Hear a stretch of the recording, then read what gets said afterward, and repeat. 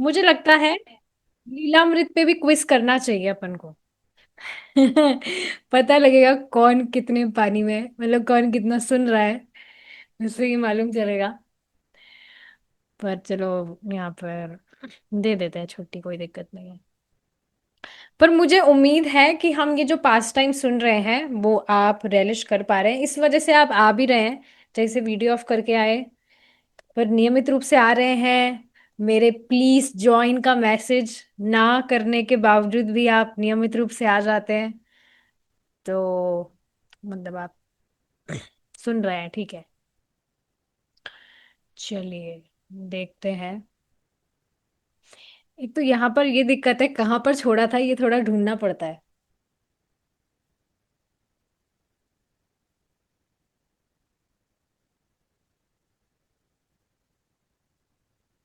हम्म, देखिए, बहुत सुंदर हम देख रहे थे। जो नैन्सी है, उनकी दीक्षा हो गई थी, शी वॉज नाउ नंद रानी। और प्रभुपाद जी ने उनको सेवा दी थी, बड़ा सा बर्तन साफ करने की, वो जो जल गया था। और पूरा टाइम उनका, आधा टाइम, आधे से ज्यादा टाइम उसी को साफ करने में चला गया था। बहुत मतलब मेहनत लगी थी उनको वो पूरा अच्छे से चमकाने के लिए। फिर बाद में प्रभुपाद जी ने उनको रसगुल्ले बनाना सिखाया, और सब साथ में इस तरह से कुकिंग कर रहे थे। हमने देखा था, मालती माता जी थी, और एक और माता जी थी, जानकी माता जी, ये वो सब कुकिंग कर रहे थे। नंद रानी की शादी वाले दिन की बात थी ये। और बस अब हम यहीं से आगे देखेंगे।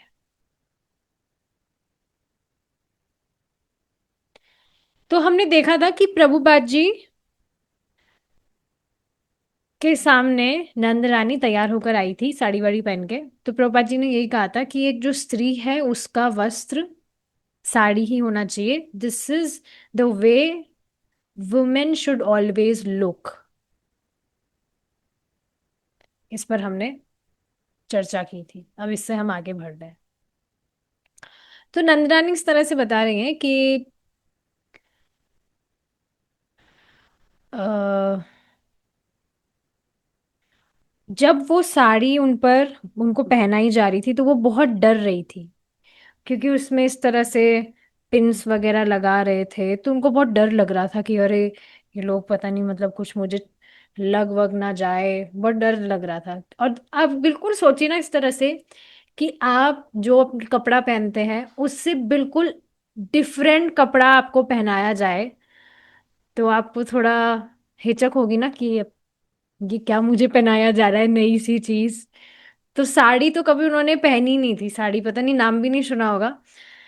और इस तरह से साड़ी पहनाई जा रही थी। और इस तरह से आप देखेंगे, फर्स्ट बार जब साड़ी पहनते भी है तो वो कंफर्टेबल नहीं लगती है, बहुत दिक्कत होती है। Is it not? सो वो इस तरह से हिल रही थी और थोड़ा घबरा रही थी। पर प्रभुपाद जी ने जब देखा तो प्रभुपाद जी को बहुत अच्छा लग रहा था, मतलब इस तरह से जब वो तैयार होकर आई थी साड़ी में। पूरी जो साड़ी थी वो एक कलर की ही थी। और स्वामी जी ने इस तरह से कहा कि अगली बार आपको ऐसी कुछ साड़ी लेनी चाहिए जिसमें कुछ बॉर्डर्स वगैरह हो नीचे। तो ये फिर दो कलर की साड़ी होगी, और दो कलर जो है वो अच्छे लगते हैं इस तरह से। अब इस तरह से जब अब शादी का टाइम था, वो नीचे गई तैयार होकर शादी के लिए। और स्वामी जी वहां पर सभी जो भी रिश्तेदार वगैरह आए थे उनसे मिल रहे थे। और प्रभुपाद जी उनसे बहुत प्रेम से बात कर रहे थे, बहुत नम्रता से बात कर रहे थे। और इस तरह से जब शादी हो रही थी तो नंदरानी की जो माता जी हैं वो रो रही थी बहुत। ऐसा होता ही है शादी के टाइम। आजकल वैसे ही बहुत कम हो गई है चीज। बट इस तरह से पहले तो बहुत ज्यादा होता था, अभी भी होता है कहीं कहीं, पता होगा। बट हाँ, इस तरह से इस समय उनकी मदर इस तरह से शी वॉज क्राइंग।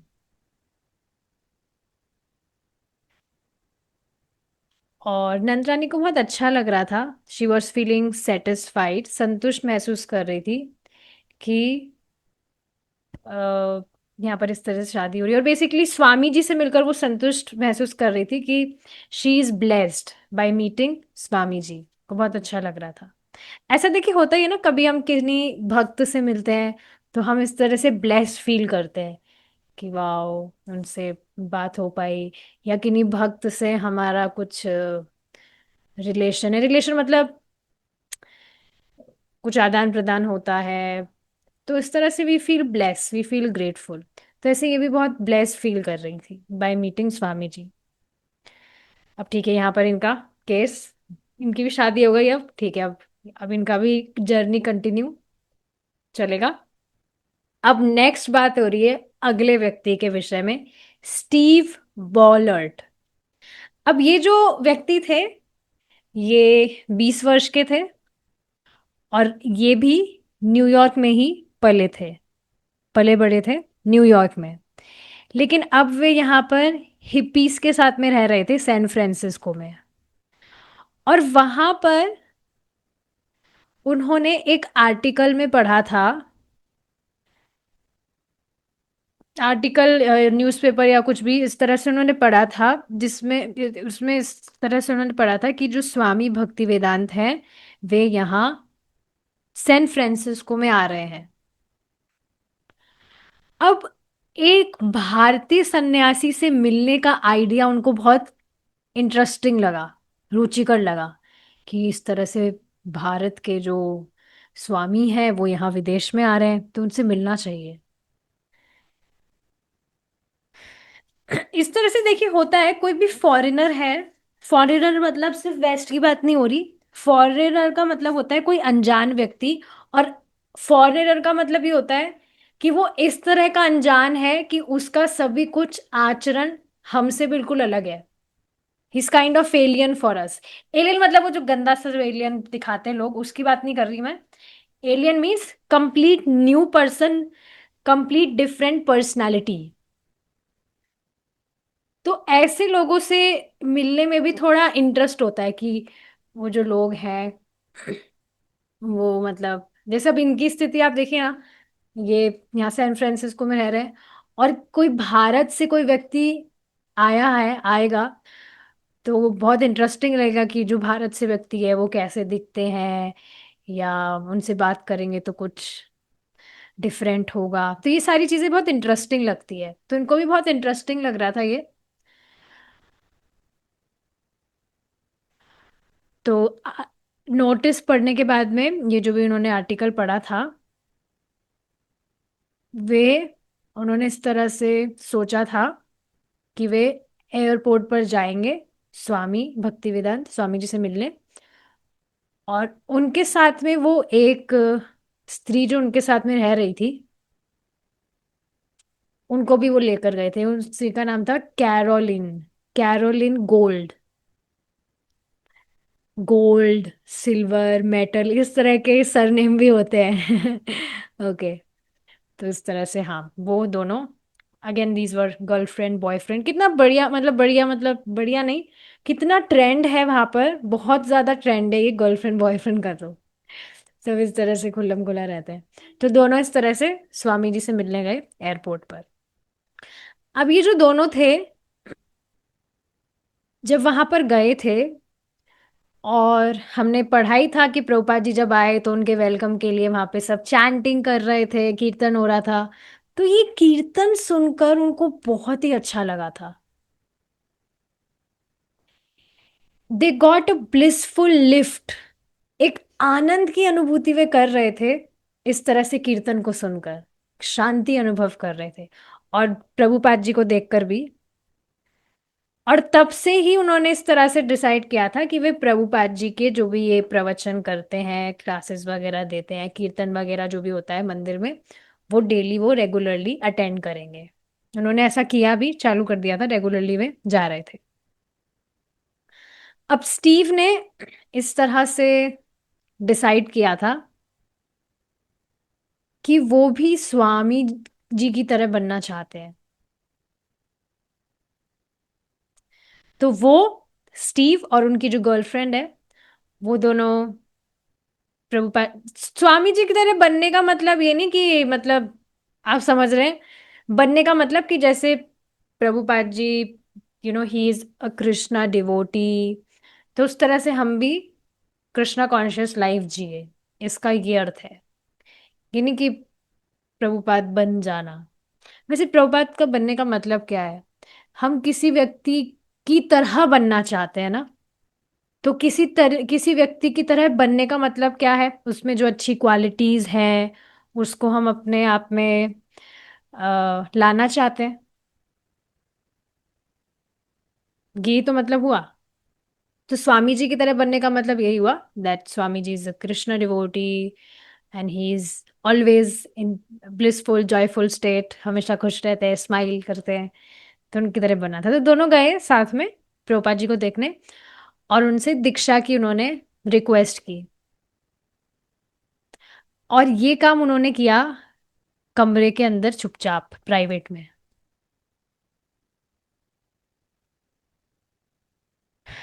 तो इस तरह से जब साथ में वो रूम में सब बात कर रहे थे तीनों, तो प्रभुपाद जी मतलब सब तीनों साथ में इस तरह से डिस्कस कर रहे थे कि कैसे जो गुरु महाराज है उनके उनके प्रति ओबीडिएंट भाव होना चाहिए, आदर भाव होना चाहिए। जो भी वे बात कह रहे हैं हम उनको फॉलो करें बिना ज़्यादा कुछ क्वेश्चन किए, और वेजिटेरियन आप बने, one of the four regulative principle. अब उसके बाद में जब प्रभुपाद जी ने उनको कहा कि या तो आप दोनों साथ में रहना बंद करिए, मतलब आप दोनों साथ में ऐसे नहीं रहिए, या आपको साथ में रहना ही है तो फिर शादी करिए। जब प्रभुपाद जी ने ये प्रस्ताव रखा उनके सामने, आप सोच रहे होंगे प्रभुपाद जी ने कितनी शादियां करवाई है। सो दिस इज गुड, उनका फॉल डाउन नहीं होगा। तो फिर उन्होंने डिसाइड किया कि हम ठीक है, हम शादी करेंगे प्रभुपाद। और बाद में फिर उनकी दीक्षा की डेट भी फिक्स हो गई थी। अब प्रभुपाद ने स्टीव से पूछा था, मतलब इस तरह से उनको कहा, दिस इज वेरी इंटरेस्टिंग, ये भी मैंने पढ़ा था आर्टिकल। पढ़ते हैं क्या है। प्रभुपाद ने स्टीव से कहा कि आप जो लंबे लंबे बाल बढ़ा रखे हैं, दाढ़ी बढ़ा रखी है, इसको आप शेव करवा लीजिए। अब तुरंत वो कहे, क्यों? आप क्यों चाहते हैं कि मैं मेरा जो हेड है वो शेव करवा लूं? इस तरह से वो विद्रोह करने लगे कि आप देखिए भगवान कृष्ण के भी जो केश हैं, बाल है, वो लंबे हैं। भगवान राम के बाल लंबे हैं। चैतन्य महाप्रभु के लंबे बाल हैं। जीसस क्राइस्ट के बाल लंबे हैं। तो फिर मुझे क्यों बाल लंबे नहीं रखने चाहिए? मैं क्यों मेरा हेड शेव करवाऊं? तो प्रभुपाद मुस्कुराए और प्रभुपाद ने कहा, because now you are following me. भाई दीक्षा देने से पहले ही प्रभुपाद जी ने ओबीडियंस पर बात कर दी थी कि नहीं, कि गुरु महाराज के प्रति समर्पण भाव होना चाहिए, आदर बुद्धि होनी चाहिए, जो गुरु महाराज कह रहे हैं वो करना चाहिए। गुरु महाराज मतलब का आप समझ ही रहे हैं, bona fide spiritual master, whatever he is saying us, whatever he is asking from us, it is for our benefit.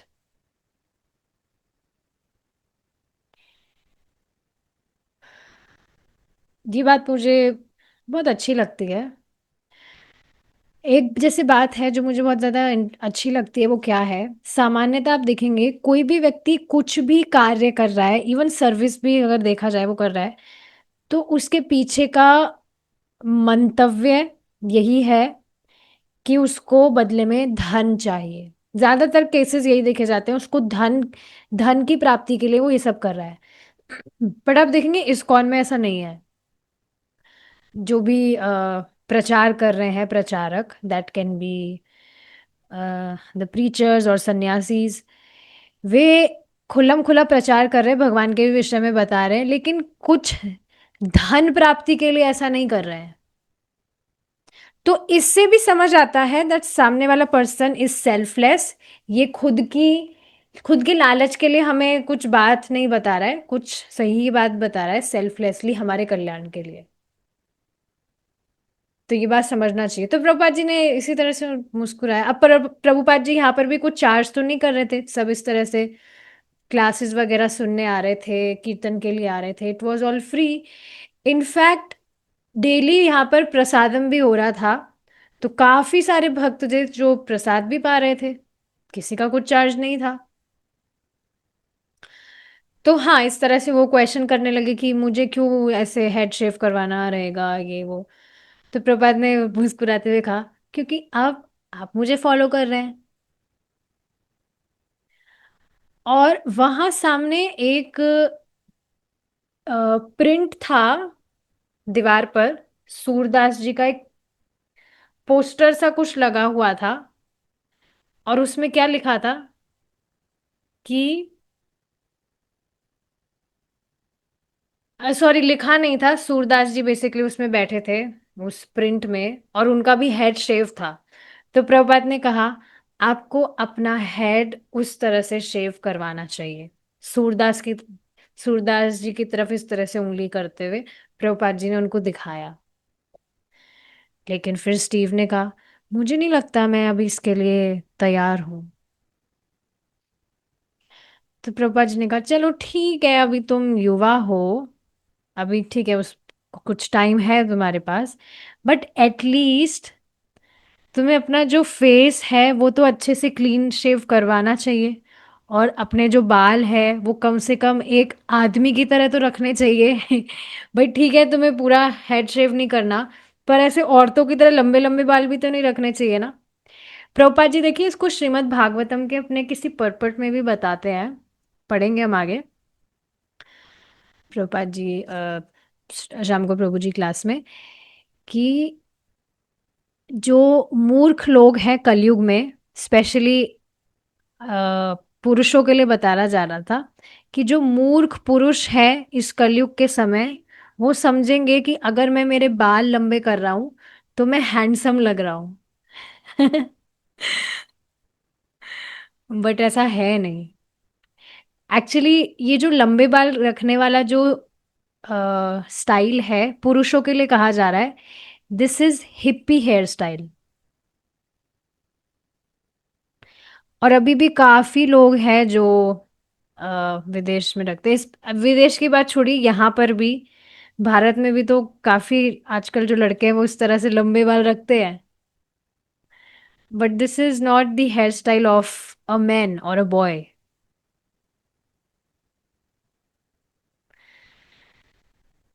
ठीक है, अब प्रभुपाद जी ने उनको इस तरह से कहा, कम से कम अपना जो दाढ़ी वाड़ी है वो तो साफ कर लो, और थोड़े जो बाल है वो एक लड़के की तरह, एक आदमी की तरह रखो, अगर पूरा भी शेव नहीं करवाना तो अब सुबह दीक्षा के समय की बात है।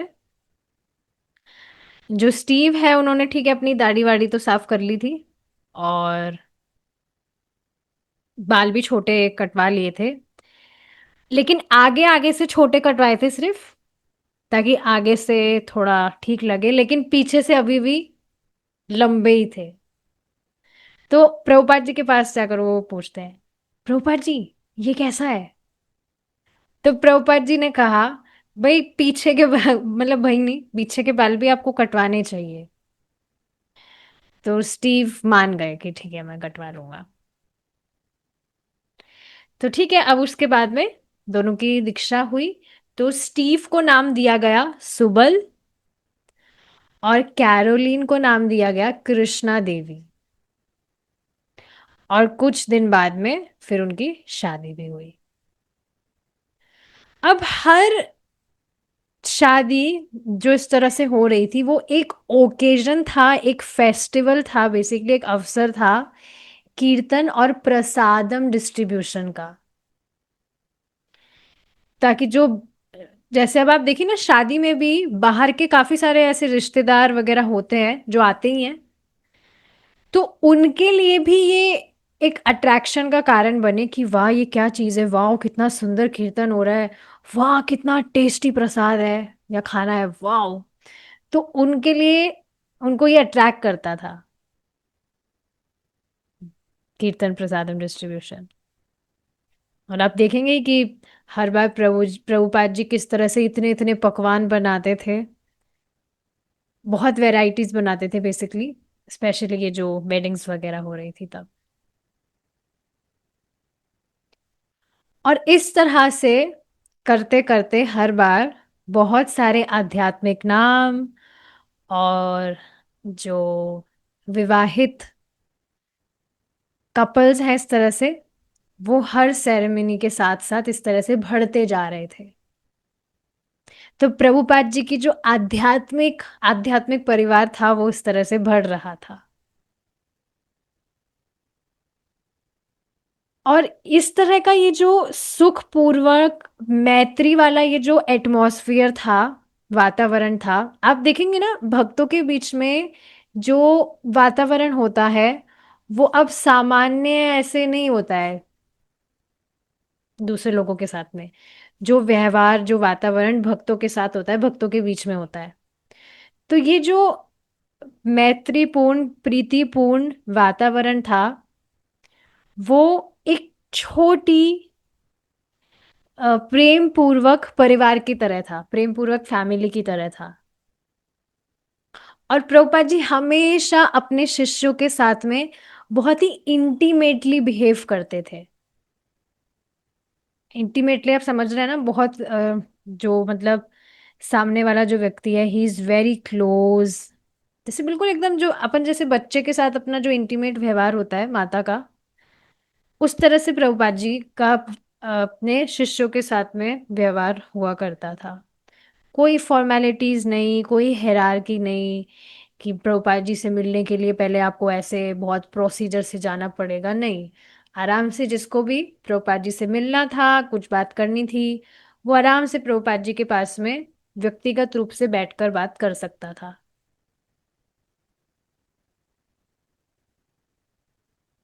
अब प्रभुपाद जी के जो शिष्य हैं वो उनको काफी कारणों की वजह से उनके पास में आया करते थे। सबका अपना अपना एक रीजन होता था। तो वो जो छोटा सा अपार्टमेंट था, आ,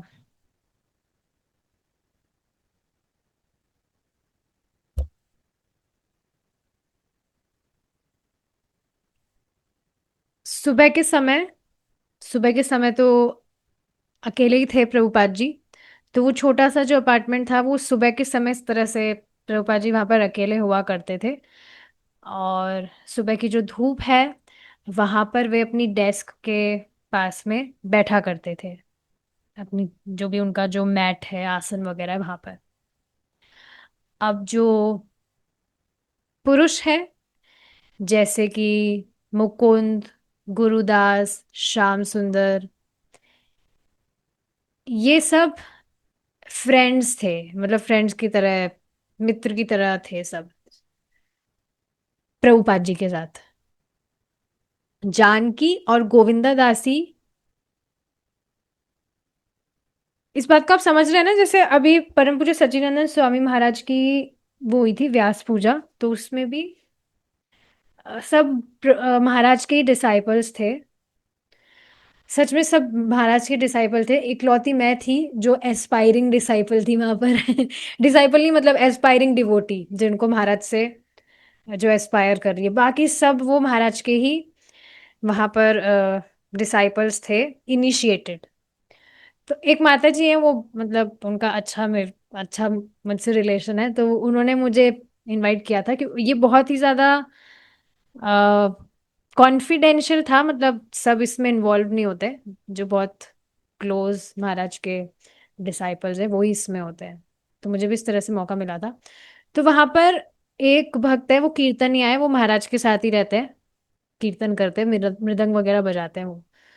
तो सब क्या है, भक्त अपने अपने विषय में बता रहे थे महाराज के संबंध में, कि उनका महाराज से किस तरह से संबंध है, महाराज के साथ कैसे क्या डील हुई है।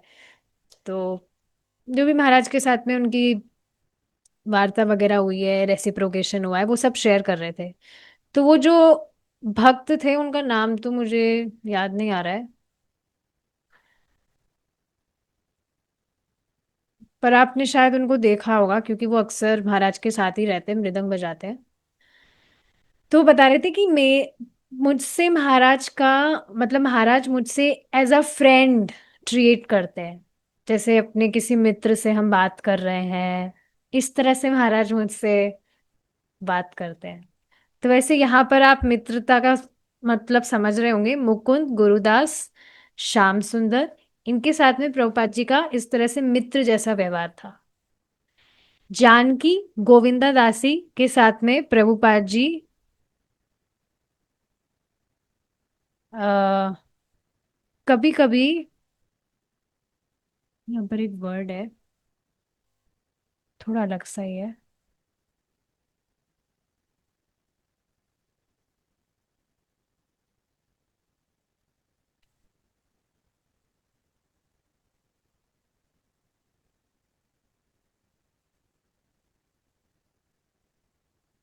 ठीक है, जानकी और गोविंदा दासी जो है उनके साथ में वे कभी कभी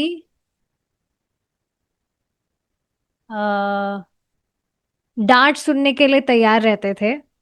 मतलब he was doing certain things जिसमें जो दोनों हैं माता जी जानकी और गोविंदा दासी, वो कभी कभी मतलब इस तरह से करेक्शन, जैसे अभी हमने ऊपर देखा था प्रभुपाद जी किचन में जाने के लिए मना करते हैं कि वहां पर नहीं खाना चाहिए, बट वहां पर वो खुद विपिंग क्रीम टेस्ट कर रहे थे। तो इस तरह से बेसिकली हंसी मजाक का एक, जैसे शरारती बच्चा जैसे हरकत करता है, वैसे कभी प्रभुपाद जी का उनके साथ में रेसिप्रोकेशन था। या फिर वह कभी उनके आ, जो ग्रैंडफादर होते हैं दादाजी, जिस तरह से शिक्षा देते हैं कि कैसे कुकिंग करना चाहिए, होता ही है ऐसे। जैसे मम्मी जो है, मम्मी कभी कभी टीचर भी हो जाती है, कुछ घर के काम वगैरह सिखा रही है बेटी को। तो उस तरह से आ, प्रभुपाद जी उनको कुकिंग वगैरह सिखा रहे हैं, या किस तरह से रसोई की स्वच्छता के नियमों को आ, कैसे पालन किया जाए। जैसे आज अभी जो भगवत गीता क्लास थी, ये एक्चुअली ये क्लासेस उस टाइम पर है जब मैंने अभी नया नया ज्वाइन ही किया था। और बहुत सारे जो क्वेश्चंस हैं वो आप देखेंगे वो मेरे ही थे। जैसे कल का क्वेश्चन क्या था, वो 15 रोटी वाला, कि क्या 15 रोटी हम लगा बना रहे हैं तो क्या 15 की 15 रोटी भगवान को ऑफर करें। तो बिल्कुल बच्चों वाले को जो क्वेश्चन थे, मुझे खुद पर हंसी आ रही थी कैसे कैसे मैं बच्चों वाले क्वेश्चन कर रही थी। तो बिल्कुल वो मेरा स्टार्टिंग का फेज था जब मैं भक्ति में आई थी और प्रभु जी की इस तरह से क्लासेस सुन रही थी। आज का क्वेश्चन था मूली वाला, तो वो भी मुझे याद आ रहा था कि वो मैंने पूछा था। तो बहुत सारे ऐसे क्वेश्चंस हैं। तो हाँ, इस तरह से बेसिकली आज की क्लास क्लीनलीनेस पर ही थी, कि कैसे प्योरिटी फॉलो करनी है, क्या रूल्स फॉलो करने हैं। तो ये सारी चीजें मेरे लिए बहुत नई थी, मुझे याद आ रहा था। बट स्टिल पता नहीं, मैं इस चीज को देख पा रही थी दैट उसी दिन से मैंने ये निर्णय लिया था, नो मैटर घर वाले क्या सोचेंगे, कि मुझे ये सारी चीजें फॉलो करनी है। क्योंकि वही क्लास में बताई जा रही है, भगवत गीता की बात है, कुछ गलत तो नहीं है। तो घर वालों से हुई थी प्रॉब्लम, बट स्टिल मैंने सोचा था कि मुझे फॉलो करना है, and I am still still following it. अब ठीक है, अब घर से क्या रिस्पॉन्स है क्या नहीं है, मैं उन पर ध्यान नहीं दे रही, अगर वो फॉलो नहीं कर रहे तो ना करे, बट मुझे मेरा फॉलो करना है। So like that. तो प्रभुपाद जी भी ऐसे प्योरिटी वगैरह कैसे मेंटेन करके चलनी है इन सब पर उनको बताते थे। और वो सारे लोग, दूसरे लोग,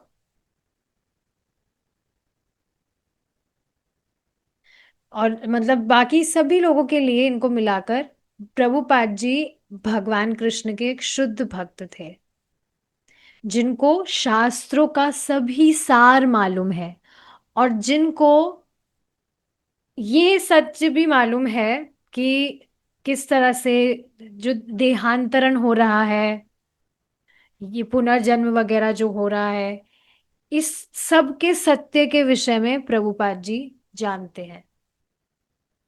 हाँ, मतलब लोगों के जो भी डाउट्स होते हैं, पुनर्जन्म क्या होता है या इस जन्म के बाद क्या होता है, इन सभी का उत्तर स्वामी जी जानते हैं। प्रभुपाद जी ऑलमोस्ट जितने भी, ऑलमोस्ट नहीं, जितने भी क्वेश्चंस हैं उन सभी का आंसर कर सकते थे। कुछ डाउट नहीं है, जैसे आज कृष्णा बुक में भी क्या क्या डाउट थे। अब काफी सारे ऐसे डाउट होते हैं जो कभी कभी प्रभु जी भी कह देते हैं कि अभी जितना समझ आया उतना ही मैं बता रहा हूँ, अब शास्त्र या चुप है तो इस तरह से कैसे बताया जाए। लेकिन प्रभुपाद जी होते तो he would tell. So yes, he could answer all questions. इस तरह से बेसिकली बता दे रहा है प्रभुपाद जी, जो जितने भी ये जो भक्त हैं यहाँ आ रहे हैं, उनको इस भौतिक जीवन से परे ले जाते, ले जाने वाले थे। ले जाने वाले थे मतलब, इसको आप समझिए रहे इसका अर्थ क्या है, ले जाने वाले थे। उस वे में नहीं, मतलब प्रभुपाद जी एक ऐसे व्यक्ति थे जिनके पास में सभी प्रश्नों का उत्तर था। वे ऐसे व्यक्ति थे जो भौतिकता जीवन से बाहर ले जाने वाले थे। और कहाँ पर ले जाने वाले थे, ये जो हिप्पीज वाला एरिया है यहाँ पर सब कुछ जो भी चल रहा है, इससे बाहर भगवान कृष्ण के आध्यात्मिक जगत में। ठीक है, मूविंग फॉरवर्ड। अब शाम को 7 बजे की बात है। प्रभुपाद जी मंदिर में एंटर किए और उन्होंने अपना सैफरन धोती पहना हुआ था। और आप जानते ही हैं विदेश है, वहां पे ठंड वगैरह रहती है, तो प्रभुपाद जी ने अपना कुछ जर्सी भी पहनी हुई थी, टर्टल नेक मतलब होता है यहाँ से बिल्कुल पैक, इस तरह के स्वेटर्स आते हैं, तो उन्होंने ऐसी कुछ जर्सी पहनी हुई थी। और अंदर अंदर जर्सी पहनी हुई थी और उसके ऊपर एक स्वेटर पहना हुआ था, कार्डिगन स्वेटर। और फिर ऊपर से अपने यहाँ पर कंधों पर उन्होंने चादर भी डाली हुई थी। तो वहां पर रूम में जहां प्रभुपाद जी बैठकर क्लास प्रवचन करते थे, वहां पर जाकर प्रभुपाद जी बैठे और उन्होंने वहां पर अपनी जगह ली। अब वहां पर इस तरह से बताया जा रहा है जैसे जो आसन है वो फ्लोर जो होता है उससे 2 फीट ऊपर था। इस तरह से देखिए होता ये, जो वक्ता है उसका आसन श्रोताओं से थोड़ा ऊंचा ही होता है, होना चाहिए, होता ही है। तो इस तरह से प्रभुपाद जी का भी यहाँ पर इस तरह से था। यस। और अब आसन के आगे उनका एक टेबल सा भी कुछ था, जिस पर एक कपड़ा बिछा हुआ था। और उस टेबल पर, टेबल मतलब वो वैसी टेबल नहीं थी, छोटी सी चौकी टाइप आप समझ सकते हैं, उस पर कुछ फ्लावर्स रखे हुए थे दोनों साइड पर। और उनके पीछे जो दीवार थी वो एक मद्रास स्टाइल का कुछ एक कपड़ा था, उससे वो ढकी हुई थी। और उसमें भगवान चैतन्य महाप्रभु का बेसिकली फोटो था, जिसमें वे, देखिए क्या बताया जा रहा है, Haridas crude painting of Lord Chaitanya in kirtana hanging against it. हाँ, उनके मतलब इस तरह से सामने एक फोटो एक फोटो लगा हुआ था महाप्रभु का, जिसमें वे कीर्तन में हैं। तो ये बात बताई जा रही है। अब प्रभुपाद जी बैठे वहां पर जाकर और उन्होंने अपनी करताल उठाई। और करताल में आप देखेंगे, करताल जब हम पकड़ते हैं तो उसमें कुछ कॉर्ड होती है या कुछ कपड़ा होता है, रिबन वगैरह होता है, जिससे हम करताल पकड़ते हैं। तो उसको प्रभुपाद जी ने अपनी उंगलियों पर इस तरह से लपेटा। और जितने भी वहां पर सब बैठे हुए थे, उनके फॉलोअर्स नीचे ही बैठे हुए थे, सब जमीन पर आलती पालती करके बैठे हुए थे, उनको प्रभुपाद जी ने देखा। और वहां पर बेसिकली एक आदमी था जिसकी बहुत दाढ़ी थी। और ऑलमोस्ट सभी के सभी वहां पर जितने भी लोग थे, उनके सभी के लंबे लंबे बाल थे, दाढ़ी थी, और अजीबो तरीके कपड़े उन्होंने पहने हुए थे। सभी का यही हाल था। So it was not something new for Prabhupada. इस वजह से प्रभुपाद जी इस तरह से कुछ रिएक्ट करने का कुछ स्कोप ही नहीं था, क्योंकि सभी इसी तरह के ही थे वहां पर। और वहां पर हैंगिंग्स जो होती है आप जानते ही हैं, ऐसे लटकने वगैरह जो दीवारों पर लगाते हैं। यस। जैसे एग्जाम्पल के लिए मैं बता रही हूँ, अगर आपको समझ नहीं आ रहा हो, मुझे याद आ रहा है। अभी यहाँ इस घर में तो नहीं है, पहले पुराना जो घर था वहां पर मतलब सब साथ में ही रहते थे, दादी वगैरह। तो वहां थोड़ा पुराने जमाने का था वो। तो साइड में कुछ आप पता नहीं आपके पास, आपके पहले घर में भी आप रखते होंगे ऐसी लटकने जो दीवार है। गेट जो होता है, गेट उसके आसपास में कुछ लटकने लटका देते हैं। चिड़िया वाली होगी या कुछ पत्तियों वाली होगी, मुझे याद आ रहा है। तो इसको बेसिकली हैंगिंग्स कहते हैं। तो वहां पर बल्ब हैंगिंग उन्होंने लगाई हुई थी।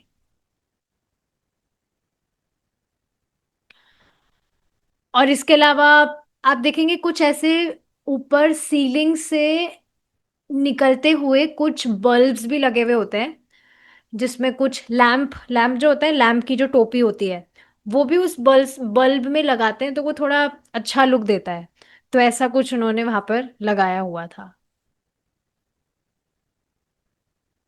ठीक है, अब ये सारी चीजें हुई और प्रभुपाद जी ने फिर अपना कीर्तन करना शुरू किया। उन्होंने अपना करताल बजाना शुरू किया और फिर कीर्तन गाना उन्होंने शुरू किया 3 ताल में। जो श्याम सुंदर है वो अपना हारमोनियम बजाने लगे। अच्छा, यहाँ पर क्विज है, आप सब सुन रहे हैं। हमने अभी कुछ दिन पहले डिस्कस किया था कि कोई एक व्यक्ति थे, वो मृदंग बजाना सीख रहे थे प्रभुपाद जी से। भक्त बेसिकली, उनका नाम क्या था? देखते हैं, अगर कोई बता पाते हैं तो you can write on the chat. But yes, Shyam सुंदर इस तरह से हारमोनियम बजाने लगे। हालांकि हारमोनियम एक सिंपल सा इंस्ट्रूमेंट है, एक पियानो की तरह होता है वो। मतलब यहाँ बताया जा रहा है पियानो का जो कीबोर्ड है उसकी तरह होता है हारमोनियम, और उसकी तरह बजाया भी जा सकता है राइट हैंड से। तो हम, आप सब जान ही रहे हैं, पर यहाँ जो लिख रहा है मैं उसको एक्सप्लेन कर रही हूँ। राइट हैंड से हम बजाते हैं और लेफ्ट हैंड से हम उसको पंप करते हैं, मतलब वो जो हवा आती है जिससे बेसिकली वो हारमोनियम बजता है। तो हारमोनियम जब मैं पहली बार जब बजाना सीख रही थी तो उसमें भक्त बहुत सुंदर बात बता रहे थे कि आप देखिए भगवान की कितनी सुंदर सृष्टि है कि इस इंस्ट्रूमेंट में, वाद्य यंत्र में सिर्फ हवा भरने मात्र से, कुछ इलेक्ट्रॉनिक डिवाइस नहीं है वो, ना किसी इलेक्ट्रिसिटी से कनेक्ट कर रहे हैं हम, ना कुछ और। बस उस वो यंत्र इस तरह से बना है, वाद्य यंत्र, कि उसमें कुछ हवा भरने मात्र से उसमें आवाज होने लगती है, वो बजने लगता है। और इतनी सुंदर उसमें मेलोडीज बजती है। सो यस, इस तरह से यहाँ पर बताया जा रहा है कि उसको कैसे बजा सकते हैं। और वहां पर किसी को भी नहीं पता था कि वो हारमोनियम कैसे बजता है। तो उनके लिए वो कुछ अजीब सी चीज थी। और दूसरे जो इम्पोर्टेंट कीर्तन इंस्ट्रूमेंट थे जैसे मृदंगा, भारत से जो था वो इस तरह से बजाने के लिए था। अब देखिए यहाँ पर नाम है, किसी ने बताया नहीं, मतलब किसी को याद नहीं है। मुकुंद जो है वे मृदंग बजाना सीख रहे थे, और उनको ही सिर्फ अभी तक मृदंग बजाना आ रहा था, वो भी कुछ सिंपल जो ट्यून्स होती है वो, क्योंकि उन्होंने प्रभुपाद जी से सीखा था। और प्रभुपाद जी जो करताल बजा रहे हैं उससे वो मैच करने का प्रयास कर रहे थे अपने मृदंग को बजाकर। ठीक है, अब ये जो लैपटॉप है वो थोड़ी देर में बंद होने वाला है, चार्जर भी नीचे है। तो हम यहाँ पर रुकेंगे, टाइम हमारा वैसे ऑलमोस्ट हो गया है, तो हम रुकेंगे अब यहाँ पर। Thank you so much for joining.